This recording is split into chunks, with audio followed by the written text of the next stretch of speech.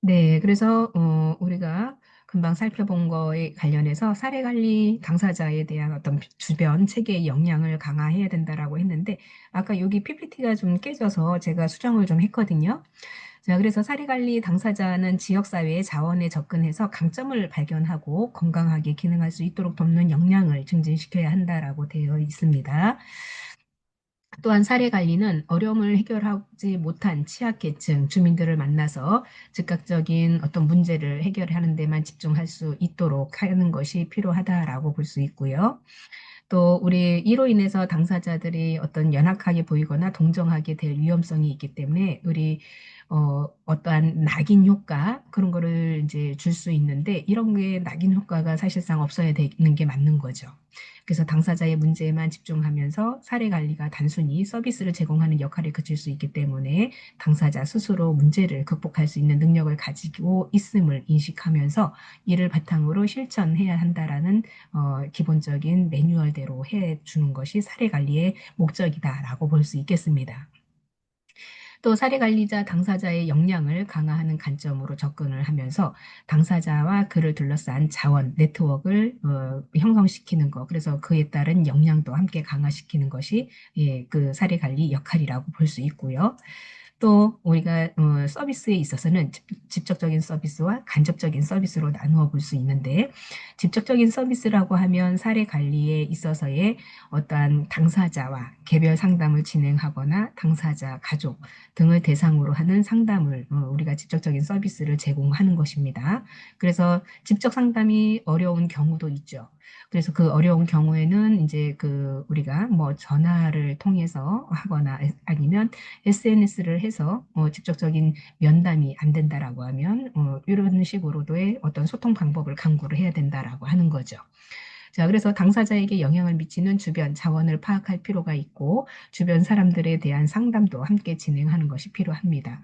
우리가 가족 상담을 할 때 가족 구성원들의 상담도 역시 필요하죠. 어떤 이제 가족 안에 예를 들면 자, 예를 들면 이 가족 안에 이렇게 우리가 이제 가계도를 또 이렇게 그려보는데요. 동그라미. 음, 그래서 뭐 여기에 동그라미.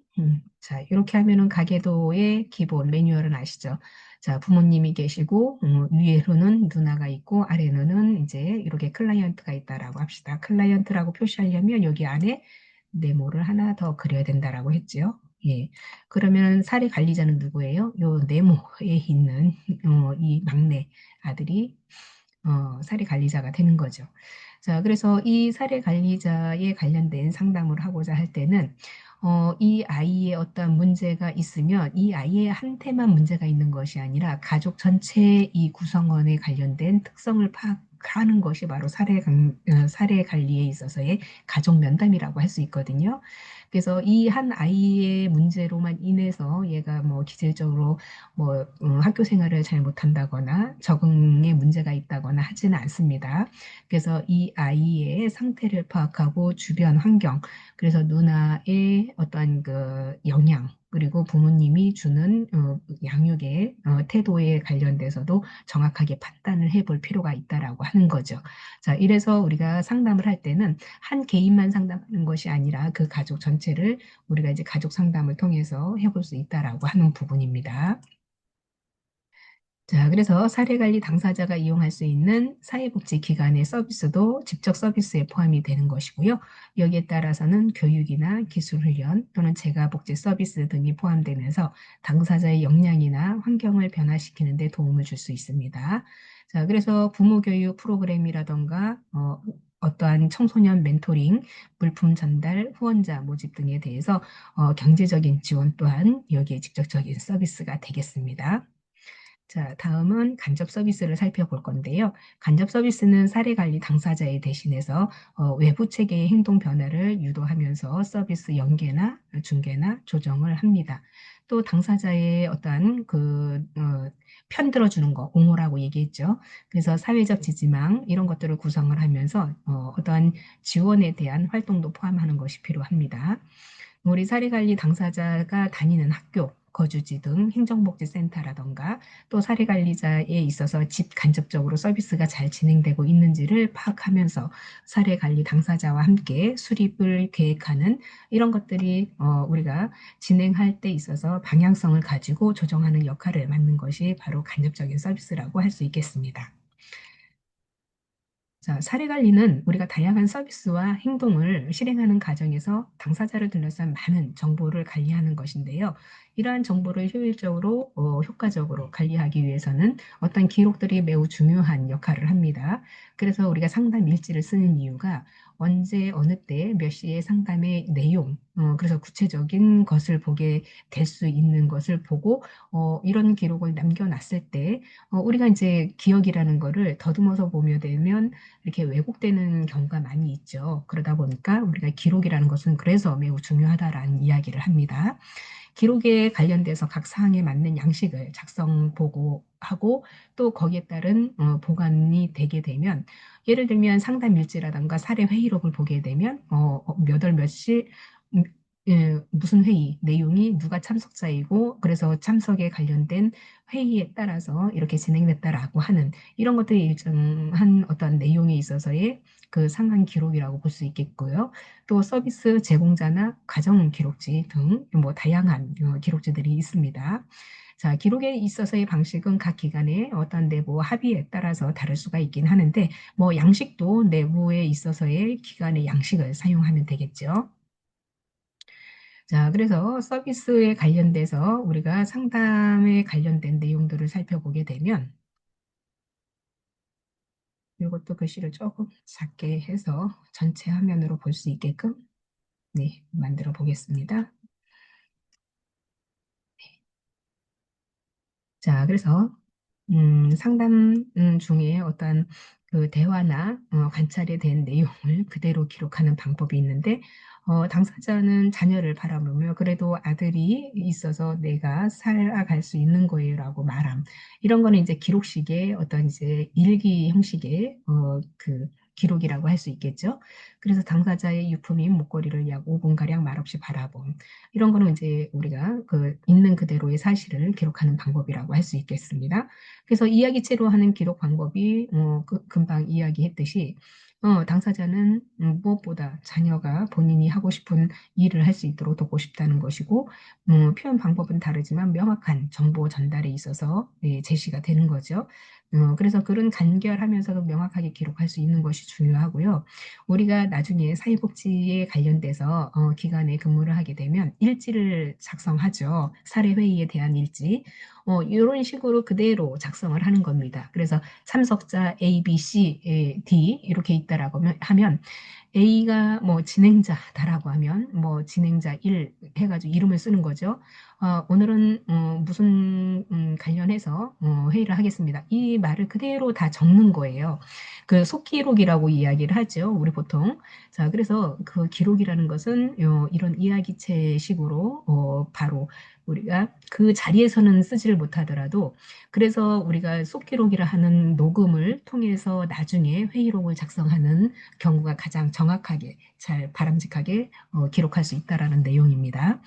자, 그래서 표현 방법은 다르지만 명확한 정보를 전달되어야 하는 것이고 글은 간결하고 명확하게 기록할 수 있도록 하는 것입니다. 그리고 누구나 읽기 쉬운, 고 알기 쉽게 작성을 하는 것인데요. 현장에서의 생동감이 느껴지는 것은 이야기책, 기록 방법인 거죠. 그래서 우리가 대본, 이제 그 뭐 영화나 어떠한 이제 드라마를 보게 되면 그 주인공들이나 그 같이 그 연극하시는 분들 보면은 다 대본을 가지고 그대로 그거를 암기를 해서 자기화 시켜서 그리고 현장에 생동감 있게 실제 상황과 같은 그런 똑같은 방식으로 예, 우리가 드라마를 보거나 그러면은 몰입을 하는 부분도 다 이렇게 우리가 이야기체로 이런 식으로 어떤 대본체의 이야기를 스스로가 이제 다 어, 만드는 거죠. 그러면은 읽는 사람, 그리고 나중에 회의에 참석하지 않아도, 아, 생동감 있게 회의를 이렇게 했구나라는 거를 예, 정확하게 알 수 있겠죠. 그래서 이런 이야기책에 있어서의 방식은 기록 시간이 길어지고 요약이 좀 어려울 수 있습니다. 그렇지만 객관적인 사실을 벗어난 감정에 어떤 위험이 될 요지도 있고요. 그래서 나름대로 뭐 장단점은 있습니다. 자, 그래서 우리 어떠한 이제 기록의 좋은 예를 보게 되면 구체적이고 사실적인 기록을 하는데 사례 관리 당사자의 행동이나 발언을 구체적으로 기록하여서 정확한 상황을 전달하는 것이 필요하다. 그래서 예를 들어서 당사자는 자녀의 교육을 위해서 추가적인 지원이 필요하다라고 말하며 교육비 지원을 요청함. 이렇게 하면 간단하게 간결하죠. 자, 그래서 예를 들면서 당사자는 집이 너무 더러워요. 어디서부터 치워야 할지 모르겠어서 막막하네요. 라고 말함. 이렇게 되면 더 구체적이고 현실적인 거죠. 자, 그래서 우리가 이런 구체적인 사실을 기록한다라는 것은 그때그때 기록하지 않으면 나중에 어때요? 기억에 왜곡이 생겨서 어떤 말을 어떻게 했는지 잘 적을 수가 없는 거죠. 자, 그래서 기록의 두 번째는 객관적이고 중립적인 표현을 하는 것인데, 감정적이거나 주관적인 표현을 피하고 사실을 있는 그대로 기록한다. 자, 이런 사실, 자, 자녀의 교육비에 관련돼서, 이렇게 교육에 대한 추가 지원이 필요하다고 말하면서 교육비 지원을 요청함. 이거는 듣는 사람, 그 기록자의 이야기를 그대로 쓴 거죠. 자, 근데 여기 두 번째 사례의 예를 보시게 되면 당사자는, 그러니까 A는, 클라이언트는 뭐 이런 식으로 집이 너무 더러워요. 어디서부터 치워야 할지 모르겠어요. 이런 이야기를 한다라고 하는 것은 그대로 말을 전달하는 입장에서의 사실적인 근거를 바탕으로 쓰는 거죠. 자, 그렇기 때문에 왜곡이 생길 이유는 없죠. 이런 거는 이제 기억해서 한다라기보다는 그때그때 상황에 잘 기록을 했던 기록의 좋은 예라고 볼 수 있겠습니다. 그리고 이제 객관적인 중립적인 표현에 있어서의 감정적인 부분이나 주관적인 표현을 피하고 있는 사실 그대로.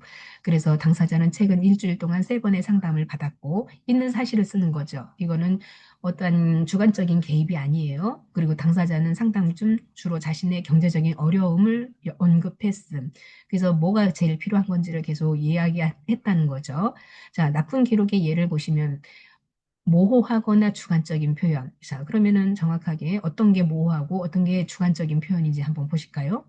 당사자는 불안해 보임. 불안은 눈으로 보일 수가 없는 거죠. 평가할 수도 없죠.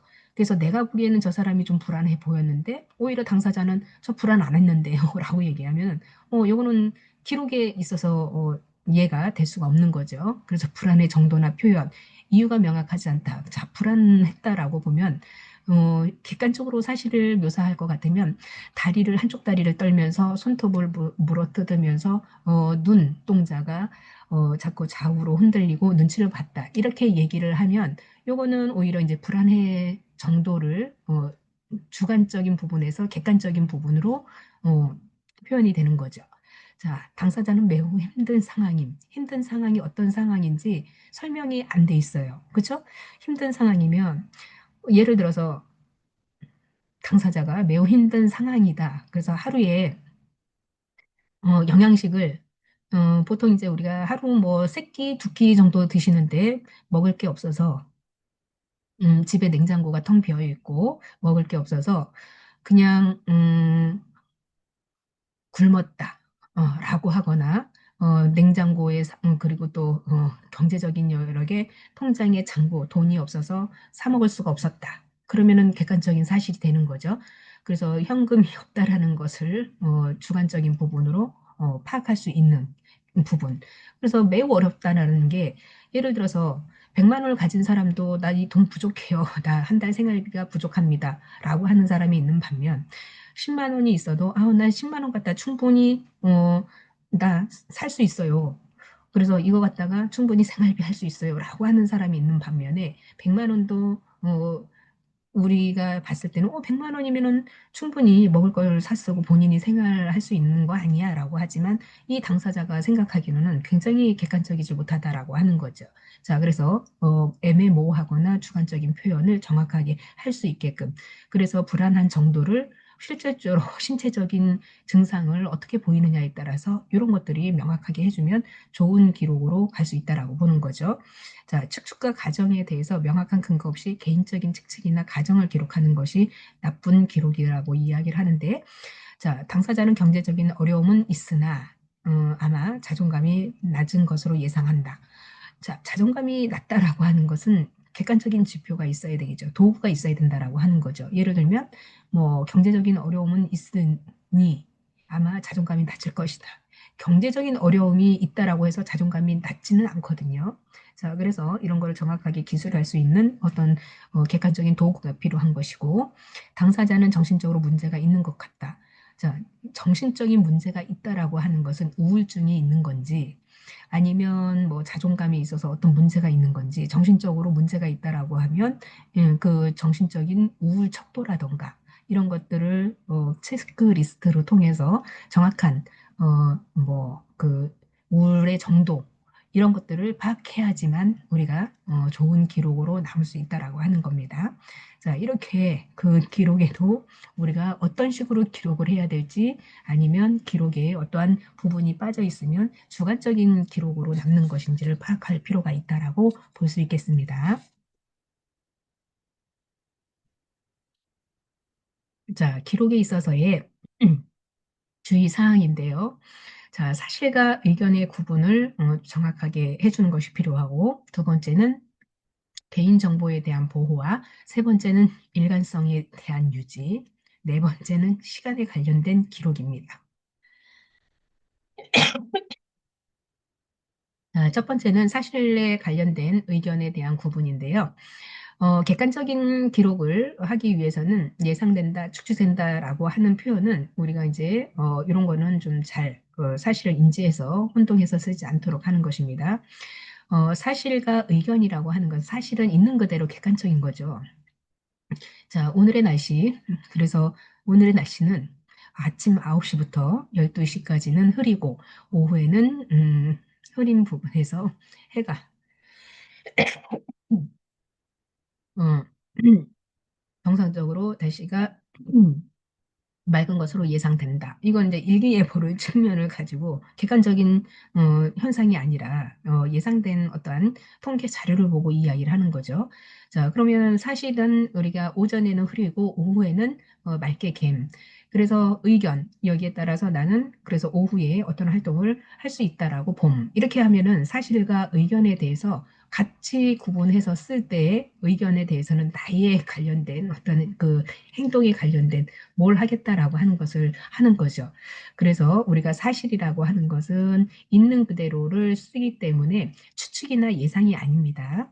자, 개인정보에 관련된 정보에 있어서도 사실 당사자의 개인적인 정보나 민감한 사항은 적절하게 보호를 하고 기록을 해야 하는데, 예를 들어서 불필요한 개인정보나 과도한 개인적인 이야기는 기록하지 않는 것이 좋습니다. 자, 그래서 이런 우리가 개인정보에 있어서의 본인에게 어떠한 서명 동의를 많이들 받잖아요.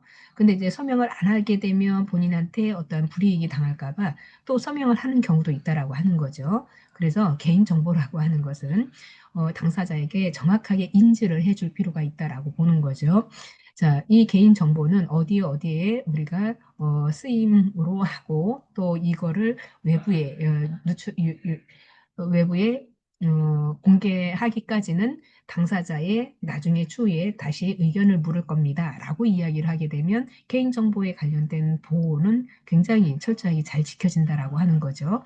그래서 민감한 정보, 그래서 뭐 예를 들면 주민등록 등본에 관련된 주소라던가 주민번호, 그 쭉 뒷자리까지 있는 거, 이런 것들을 오픈한다라고 하는 것은 굉장히 민감 정보라고 볼 수 있겠죠. 그래서 민감 정보를 구태여 여기에 뭐 기재를 한다. 그렇게 할 필요가 없는 건데도 불구하고, 그래서 우리가 어떤 설문조사를 할 때도 예를 들면 당신의 연령대는 몇 살입니까? 당신의 그 주거지는 어디입니까? 그래서 주거지를 물어보는데 주소를 물어보진 않죠. 그래서 주거지가 예를 들면 서울시다, 인천이다, 또 뭐 경기도다, 이런 식으로 어느 도냐라고만 작성을 해 주게 되면 그건 개인정보에 관련돼서 충분히 보호를 하는 거죠. 그리고 또 당신의 연령대는 몇 살입니까? 그래서 당신의 연령이 50대인지 40대인지 30대인지 체크를 하게 되면 그 노선에 50대에서 60대 사이죠. 40대에서 50세 미만이죠. 그렇게 되면 개인정보가 굉장히 포괄적으로 되는 거죠. 그래서 결국에는 우리가 민감 정보에 있어서 당사자의 정보를 굉장히 보호해주는 측면이 있다라고 하면 그런 건데, 또 이제 개인정보가 굉장히 세세해야 되는 부분이 있겠죠. 예를 들면 환자를 대상으로 어떠한 식약에 관련돼서 실험을 한다라고 하면 이 환자에 대한 개인정보가 굉장히 민감할 필요가 있는 거죠. 그래서 어디에 살고, 무슨 동에 살면서, 주소지는 어디다. 그리고 이 사람의 나이와 신체적인 부분은 어떠하다. 이런 거는 개인정보 민감한 상황에서는, 충분히 본인이 인지를 하고 동의를 할 필요가 있는 거죠. 그 기타 뭐 다른 뭐 공통적으로 우리가 개인정보를 요구를 하지는 않습니다. 그래서 설문조사에서 통괄적으로 뭐 예를 들어서 논문을 해야 되는데 설문조사를 해야 된다라고 하면 거기는 개인정보가 그렇게 구태연하게 민간 정보가 들어갈 필요는 없다라고 보는 거죠. 그래서 개인정보의 이야기에 관련된 기록도 우리가 잘 꼼꼼하게 살펴볼 필요가 있다라고 보는 거고요. 자, 일관성에 있어서의 유지는 기록을 하게 되면 우리가 사례 관리나 또는 어떤 기간에 관련돼서 쉽게 이해하고 활용할 수 있는데 어떤 동일한 사건이나 행동을 여러 번 기록할 때는 같은 방식으로 기록하는 것이 중요하다라고 볼 수 있는데요. 일관성이라고 하는 것은 내가 어떠한 일을 함에 있어서 우리는 뭐라 그럴까요? 나의 어떠한 전문성이라고 이야기를 하면 우리가 나중에 사회복지 공부를 할 때, 자, 지금은 이제 우리가 동원 이제 대학에서 사회복지 공부를 합니다. 그때 사회복지를 공부를 해서 나중에 사회복지 공부를 하다 보니까 내가 어, 다음에 이제 2년 과정에 사회복지 공부를 끝나고 사회복지 공부가 좀 더 필요에 의해서 상급 대학을 진학을 하겠다라고 하면 사회복지 2년 전공 과정에 4년제 사회복지를 가겠다라고 하면 일관성 있게 사회복지를 공부를 하는 거죠. 근데 내가 2년 대학에는 사회복지를 전공을 했고 4년제 편입으로 들어가는데 사회복지는 했으니까 이제 내가 전산 관련해서 정보통신을 좀 배우고 싶다라고 하면 정보통신으로 가면 이제 일관성은 여기서부터 깨지기 시작하죠. 자, 그러면 일관성이 여기서부터 깨지게 되면 전문성은 좀 떨어지는 거죠. 근데 아까 2년 전문에 사회복지를 졸업하고 또 상급에 관련된 4년제 대학의 사회복지과로 내가 다시 편입을 해서 공부를 했습니다. 그러면 나는 4년제 대학의 사회복지과를 전공을 한 학위 전문가예요. 근데 여기에서 공부를 하고 졸업을 하다 보니까 내가 나름대로 더 전문적인 수양을 위해서 대학에서 대학원으로 진학을 해야 되겠어. 그래서 석사 과정을 갑니다. 석사 과정에서 사회복지 전공을 해서 나름대로 2년 또 공부를 하다 보니까 석사까지 졸업을 했습니다. 석사를 졸업하다 보니까 이제 사회복지에 관련돼서 웬만큼 내가 좀 지식이 좀 있고 또 전문에 대해서 내가 대학의 강사 내지는 대학의 교수를 좀 더 하고 싶네라고 하면 사회복지 박사 과정을 또 밟게 되는 거죠. 자, 그러면은 우리가 전문대에서부터 시작해가지고 박사 과정까지를 하게 되면 전문 과정에서 석사, 박사 과정하면 거의 4년, 6년, 7, 8, 9년을 공부를 하게 됩니다.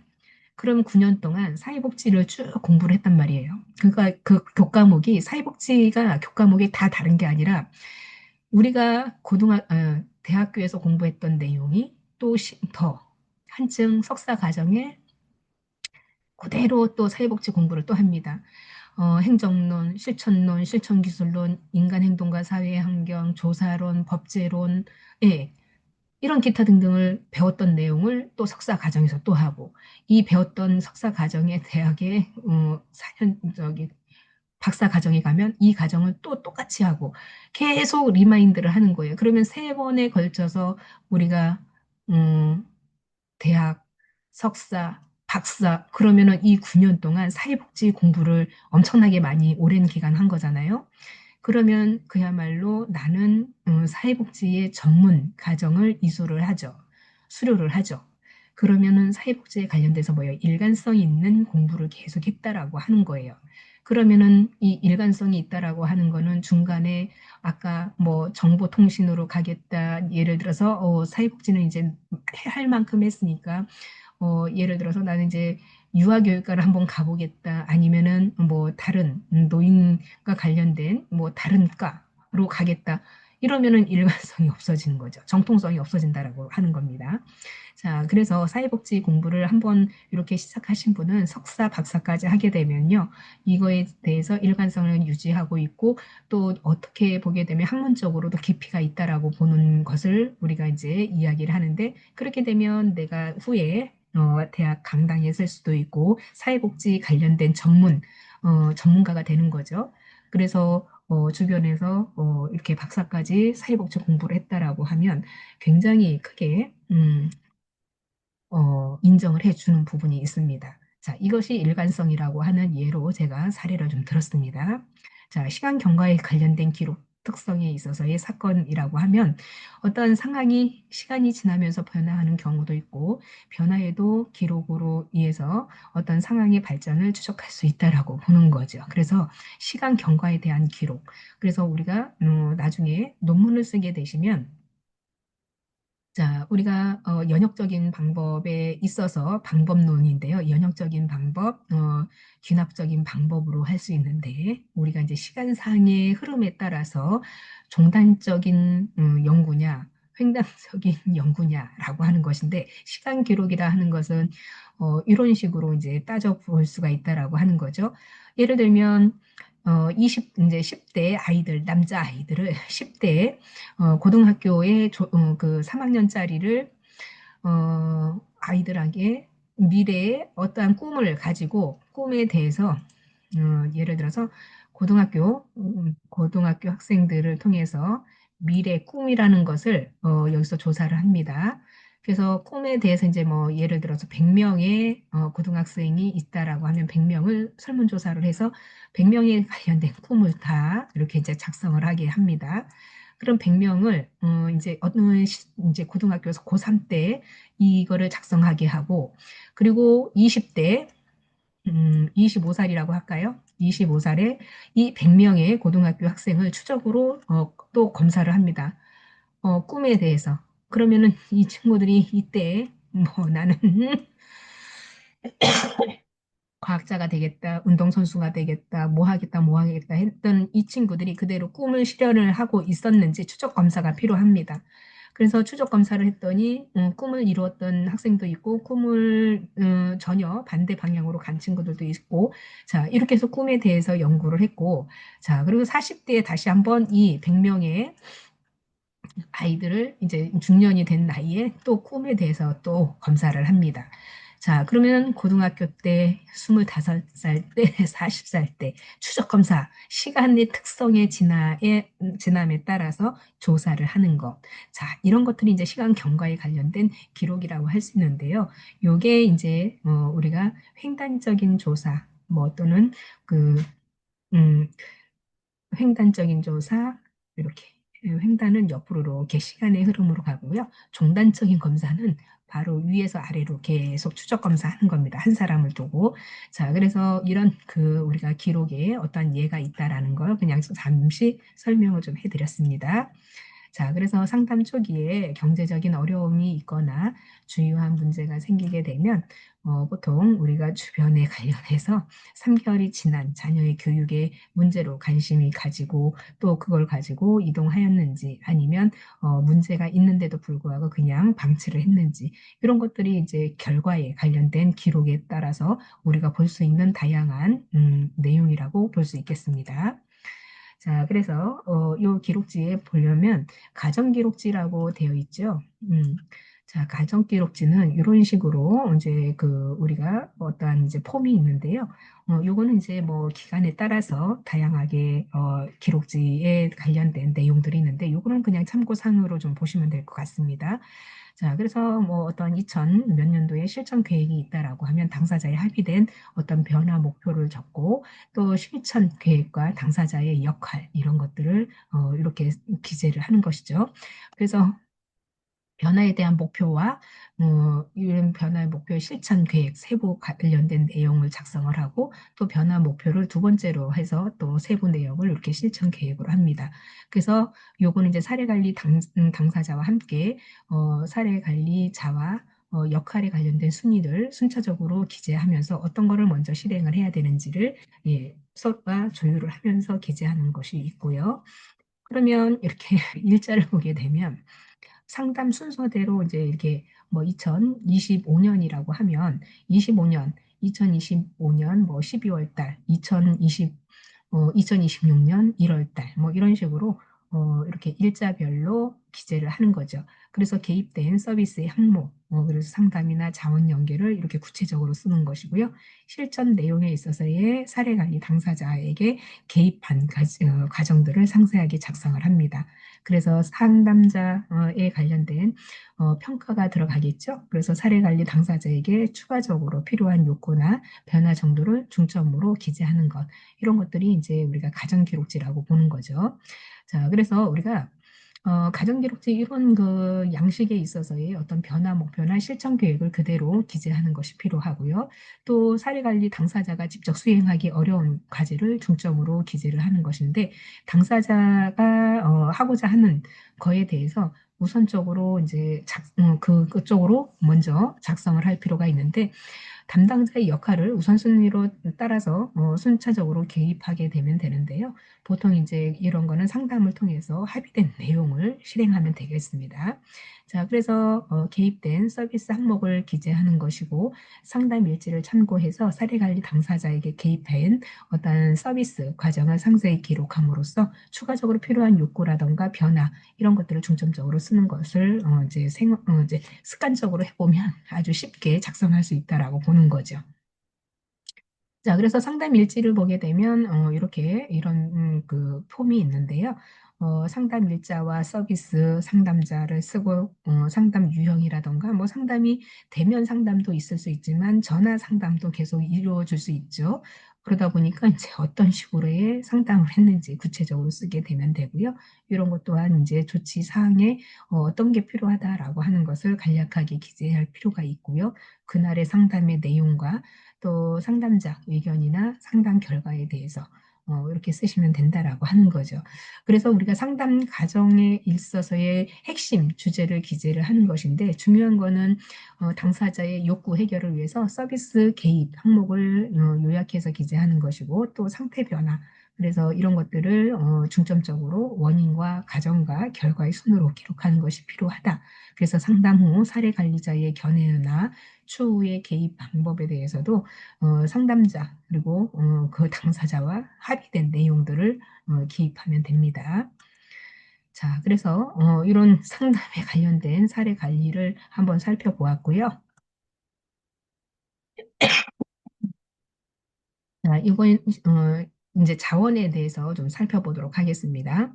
자원은 우리가 개인이나 가족이 살아가면서 삶이 안정적으로 영위하기 위해서 필요한 자원들이 있겠죠. 그래서 이제 자원을 개발하고 또 사례관리 당사자와 사회복지사는 자원을 가지고 중요하게 이제 역할을 하는데 사례관리 자원에서의 목표 달성을 위해서 필요한 모든 방법과 수단 이런 것들이 이제 사회복지 서비스에서 개인뿐만이 아니라 이제 여러 가지 물품도 있지만 그 지식적인 측면도 있고요. 기술 경험 이런 것들도 우리가 사례 관리에 필요한 여러 가지 수단이라고 보시면 되겠습니다. 또 교육이나 제도, 정책 이런 거시적인 자원과 가까이에서는 미시적인 포함하는 것은 이제 가족, 친구, 이웃, 뭐 이런 지역사회 이런 자원도 이제 여러 가지로 우리가 자원을 적절하게 잘 활용을 하면서 창의적이고 포괄적인 개념으로 확장해서 개발해야 되는 것이 필요하다라고 볼 수 있겠습니다.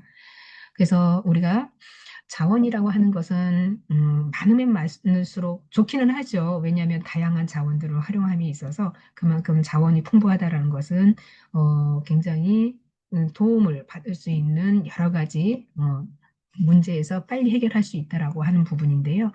학자마다 자원을 구분하는 방법이 다양하다라고 하는데 밸류와 밍크 학자는 자원을 소재에 따라서 내적 자원과 외적 자원으로 구분했다라고 보는데요. 자원의 제공 주체가 성격에 따라서 공식 자원, 비공식 자원으로 나눌 수 있다라고 하는 겁니다. 그래서 밸류는 가장 중요한 핵심 사례 관리를 주장한 내용 중에 복합적인 욕구를 해결하는 것을 목표로 해서 그런 가정들을 중요하게 가치를 가지고 주장을 했다라고 하는 거죠. 그래서 밸류 같은 경우에는 뭐 자기결정권의 존엄성과 또 뭐 강점에 관련된 역할 강화라던가 어떤 보호의 연속성 이런 것들을 자원, 비공식적인 자원이라고 할 수도 있고 공식적인 자원이라고 주장을 합니다. 그리고 또 밍크라고 하는 학자 역시나 어떠한 사례 관리 분야에서의 이제 그 목슬리라고 아시죠? 예, 우리 사회복지 공부를 했었을 때 그 목슬리가 제시했던 가능성이 높은 그 사례 관리에 있어서의 통합적이고 어떤 조정적인 역할을 강조하는 부분을 적극적으로 예, 사례 관리의 그 정의로 주장했던 학자인데요. 보통 이제 그런 그 사례 관리의 정의의 목소리의 그 내용을 보게 되면 통합적인 어떠한 그 조직망, 그래서 네트워크라고 이야기하는 것을 강조를 하는 것이고 조정과 어떤 유지의 역할 이런 것들을 강조를 했다라고 하는 거죠. 그래서 그 밍크 같은 경우에는 이런 통합적이고 조정적인 역할을 강조했던 학자라고 보시면 되겠습니다.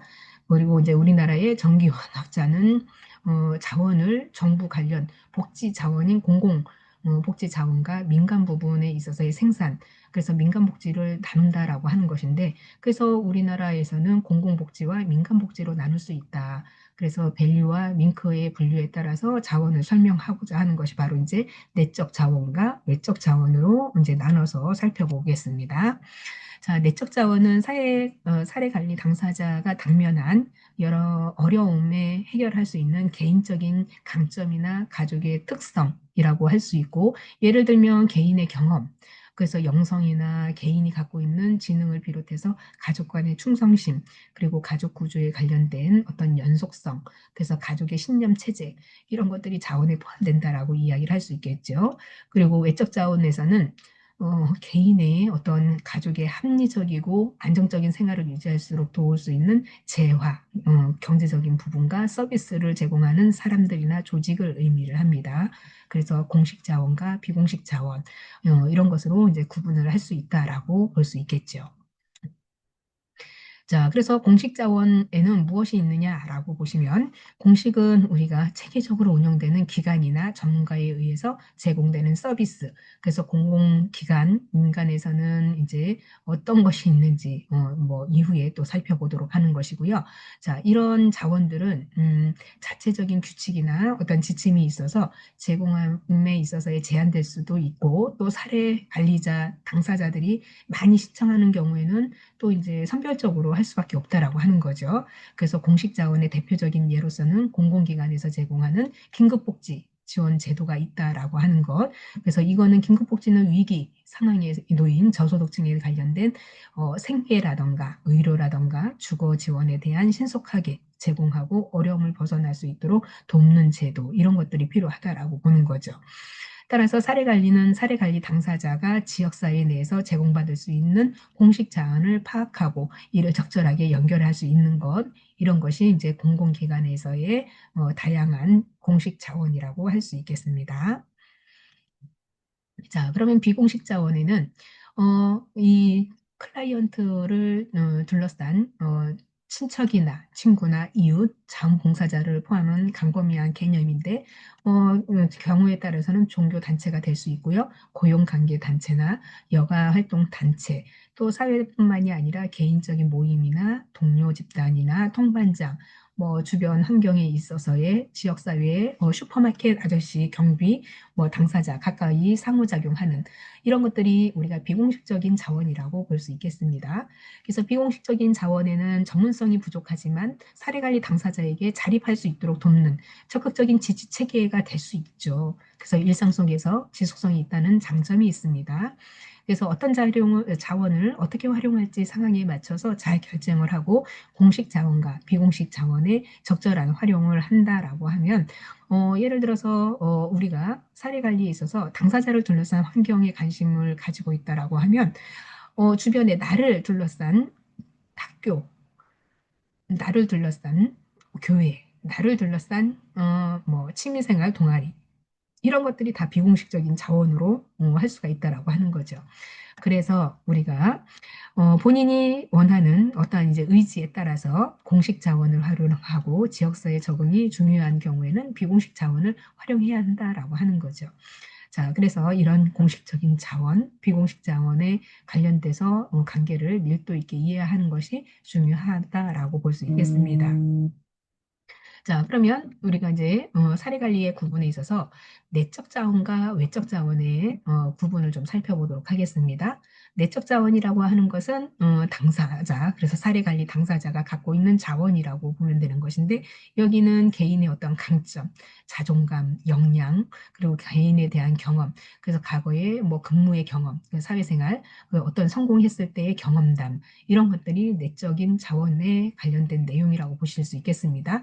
또 개인의 신념으로 인해서 뭐 나의 어떤 종교적인 신앙, 그래서 내가 절실하게 믿고 싶은 신앙이 있다라고 하면 굉장히 나의 그 어떤 그 개인적인 성향, 그래서 내가 의지할 곳이 있다라고 하면 그 나름대로 그것도 개인의 신념이고 가치관이 여기에 같이 들어간다라고 보는 거죠. 자, 그리고 우리가 외적 자원이라고 하는 것도 공식 자원이 있고 비공식 자원으로 나눌 수 있다라고 하는 거죠. 그래서 외적 자원의 공식적인 것은 정부, 국가, 그래서 지역, 공식적인 자원이 바로 외적 자원의 내용이다라고 보는 거예요. 그래서 금방 이야기했듯이 사회복지 제도의 긴급복지, 그래서 의료, 생계, 또 의료, 생계, 긴급 지원에 관련된 어떠한 병원 이용 이런 것들이 필요한 거죠. 주거 이런 것들이 여기에 필요해서 국가기관에서 또는 지자체 기관에서 활용할 수 있는 자원 제도라고 볼 수 있는 것이고요. 역시 사회복지관, 지역사회의 기관인 거죠. 법률 지원, 보건의료 서비스 이런 것들이 공식적인 지원이라고 보여집니다. 자, 비공식적인 것은 네트워크를 이용해서 이웃, 자조 모임, 종교, 사회적인 연결망 이런 것들이 비공식적인 자원으로 속한다라고 보실 수 있겠습니다. 자, 그래서 이 구분 잘 알아두세요. 자, 그래서 이 잘 알아두라고 하는 것은 뭐예요? 또 기말고사 시험 범위가 들어가겠죠. 자, 그래서 공식적인 자원 중에 내적 자원, 외적 자원, 외적 자원에는 공식 자원이 뭐다, 비공식 자원이 뭐다라는 거 정확히 기억을 하시면 좋을 것 같습니다. 자, 그리고 사례 관리 자원의 관리 방법을 살펴보게 되면 자원의 능력을 향상시키고 또 욕구를 파악하기 위해서 우리가 자원을 찾아야 하는데 다양한 자원을 발견하고 당사자가 효과적으로 활용할 수 있도록 안내를 해야 된다라고 하는 것인데 자원 목록표를 만들어 보는 거예요. 1번부터 10번까지. 그래서 내 주변에 내가 나의 강점이 뭐고 약점이 뭐고 그래서 강점에 관련된 목록표의 자원을 확인하는 거죠. 내 주변에 점점 나를 중심으로 내가 가운데 있다라고 하면 이 밑으로 친구가 있고 학교가 있고 내가 자주 다니는 학원이 있고 뭐가 있고 자원을 쭉 나열해 보는 거죠. 그래서 목록표를 만듭니다. 그래서 자원에 관련된 관리. 그래서 이 친구라고 하는 이 자원은 뭐에서 나한테 장점이 있고 또 지역사회 동아리 모임은 나에게 건강에 관련돼서 힘쓸 수 있게끔 도와주고 쭉 자원에 관련된 관리를 쓰게 되면 되고 사례 관리를 통해서 이런 것들을 내가 이 자원 목록을 작성한 걸 가지고 사례 회의에 같이 매칭을 시키게 되면 인적 자원에서 내가 활용할 수 있는 부분, 그리고 의지할 수 있는 부분 이런 것들이 이제 효과적으로 나타날 수 있다라고 보는 거죠. 자, 그래서 자원 목록표를 만들어 보면 우리가 자원 목록표를 사용하는 데 있어서의 관리는 자원에 있어서의 범주화하고 기록하는 방법입니다. 그래서 확보된 자원을 주기적으로 점검하고 즉시 활용 가능한 자원이 신청 기간에 지정된 자원을 구분한 것이 실행에 도움이 된다라고 하는 것인데, 자원의 목록표를 이렇게 보게 되면 주거비와 의료비를 나누게 된다면, 주거비 같은 경우에는 미혼한 부부가 직접 자립 기반을 가지고 거주를 지원하는 사업이다라고 하는 거죠. 그래서 우리 이제 한부모 가족도 있을 수 있고요. 그리고 이제 결혼하지 않은 미혼부, 이들의 자립을 하기 위해서 주거를 제공해주는 기관들이 있다라고 하는 거고요. 의료비도 재정적인 부분에 있어서도 어려움이 있다 보니까 재난에 관련돼서 의료비 지원 사업이 있다라고 하는 것. 의료비도 긴급 지원에 해당됩니다. 그래서 정말 몸이 아픈데 의료비가 없다라고 하면 시군구에 이런 거 신청하게 되면요. 최대 600만 원까지 지원을 해준다라고 이야기를 하더라고요. 자, 그래서 자원 목록의 예를 이렇게 사정해 볼 필요가 있고요. 추가적인 자원 확보에 있어서 외부 공문을 통해서 필요한 자원을 찾고 또 사례 관리팀에 전달하는 체계가 중요하다라고 볼 수 있고요.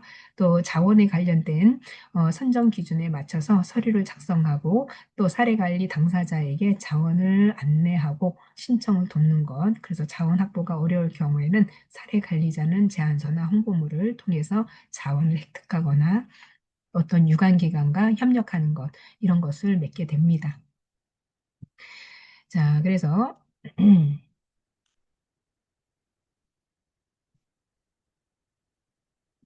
사례 관리를 통해서 우리 자원에 관련된 여러 가지 전문가, 집단들 회의를 통해서 사회복지사의 지역사회 전문가들이 참가해서 최신의 사회복지 서비스에 관련돼서 논의를 하고요.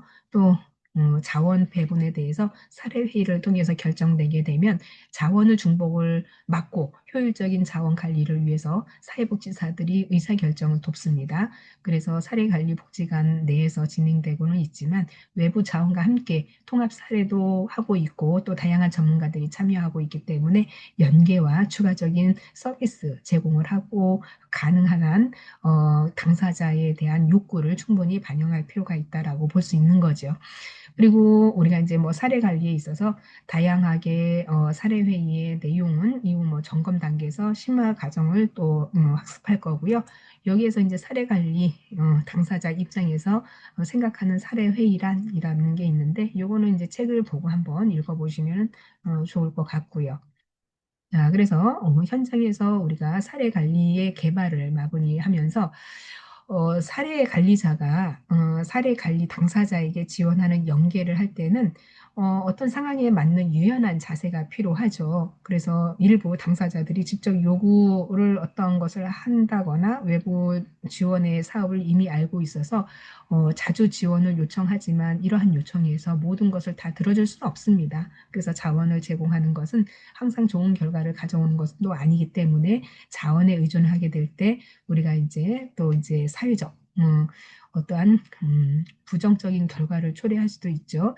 그래서 도덕적인 회의가 이제 뿌리 깊게 박힐 수도 있는데 이런 것들에 이제 너무 안일하게 하면 안 된다라고 하는 거죠.